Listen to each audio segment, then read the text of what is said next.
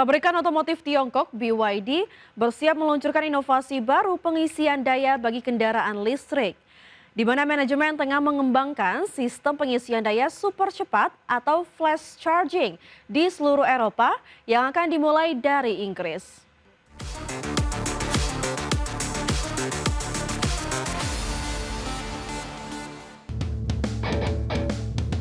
Kecemasan akan pengisian daya masih menjadi tembok penghalang terbesar bagi banyak konsumen untuk beralih sepenuhnya ke kendaraan listrik. Namun demikian, raksasa EV asal Tiongkok BYD justru kini bersiap untuk menentukan tembok tersebut dengan inovasi terbarunya, di mana BYD tengah merekrut tim ahli untuk memimpin pengembangan dan penerapan sistem pengisian daya super cepat flash charging di seluruh Eropa yang akan dimulai dari Inggris. Dilansir Insight EVS, teknologi flash charging ini diklaim mampu mencapai kecepatan hingga 1000 kW atau setara dengan 1 MW, di mana angka ini dinilai sangat fantastis atau bahkan 2 kali lipat lebih cepat dari supercharge tercepat yang telah tersedia di wilayah Amerika Serikat. Sementara kehadiran teknologi revolusioner ini tidak hanya sekedar peningkatan kecil, melainkan juga lompatan kuantum yang secara fundamental mengubah pengalaman kepemilikan mobil listrik. Nantinya sistem megawatt charging akan menjadi bagian dari platform andalan baru BYD, Super E-Platform yang dirancang dengan arsitektur tenaga tinggi 1000 volt. Adapun jika teknologi ini berhasil diterapkan secara massal di Inggris atau bahkan di seluruh Eropa, maka BYD tidak hanya akan mengguli jaringan pengisian daya rival seperti Tesla Supercharge, namun juga menghilangkan salah satu alasan utama konsumen yang masih ragu membeli EV, sehingga menjadi langkah strategis perusahaan untuk mendominasi pasar infrastruktur EV global. Sebagai sumber untuk iDirectional. PT Telkom Indonesia Tbk mempercepat transformasi bisnis dengan merampingkan portofolio usaha dan mendivestasi anak pengusahaan yang tidak selaras dengan inti bisnisnya. Langkah ini dilakukan sebagai bagian dari strategi Telkom 2030 untuk memperkuat efisiensi, profitabilitas, dan nilai perusahaan.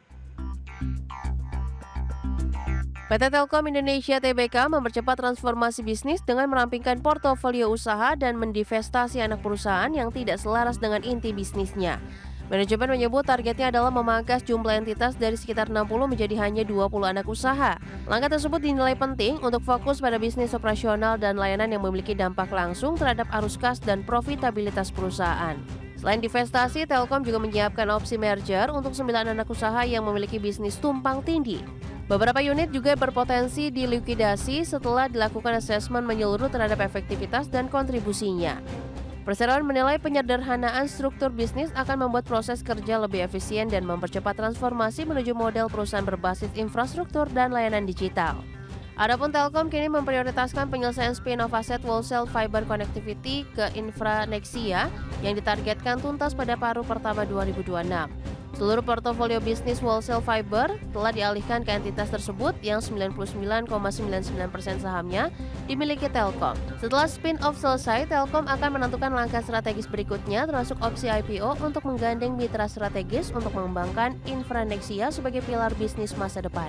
Berbagai sumber, iDirectional. Pemirsa, perusahaan air minum Jaya atau PAM Jaya melakukan media visit ke iDirectional. Visit media yang dilakukan PAM Jaya ini merupakan langkah awal dalam rencana penjajakan PAM Jaya melakukan IPO di pasar modal. Perusahaan air minum Jaya atau PAM Jaya melakukan media visit ke iDirectional. Kedatangan Direktur Utama perusahaan penyedia layanan air minum di DKI Jakarta ini diterima langsung Chief Operating Officer iDirectional Masyirom bersama tim. Direktur Utama PAM Jaya Arif Nasruddin mengatakan kedatangannya beserta tim iDirectional ini merupakan langkah awal dalam rencana penjajakan PAM Jaya melakukan IPO.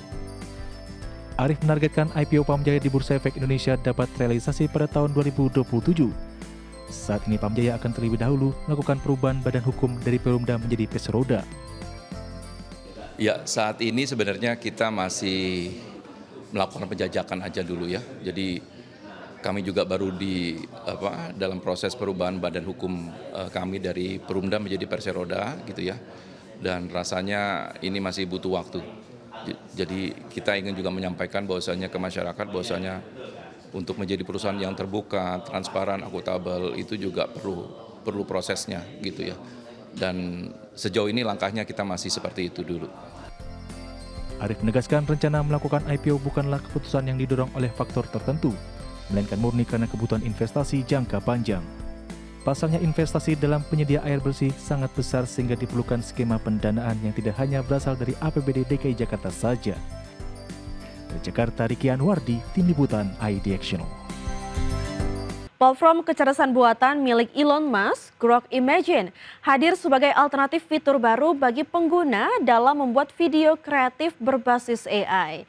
Di mana kemunculan aplikasi tersebut sekaligus menandai kemampuan baru dalam pembuatan video singkat hanya dengan ketikan seperti saat pengiriman data.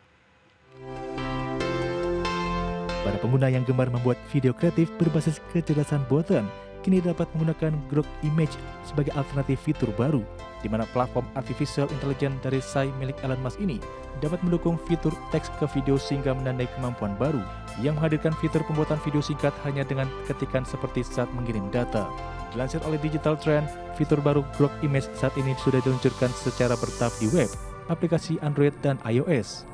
Nantinya pembuatan Grok Image versi terbaru memungkinkan pengguna dapat mengetik perintah yang akan menghasilkan video pendek bersih visual, gerakan serta suara, termasuk memilih mode gambar dan video langsung dari kolom input yang sama, sehingga lebih praktis untuk beralih.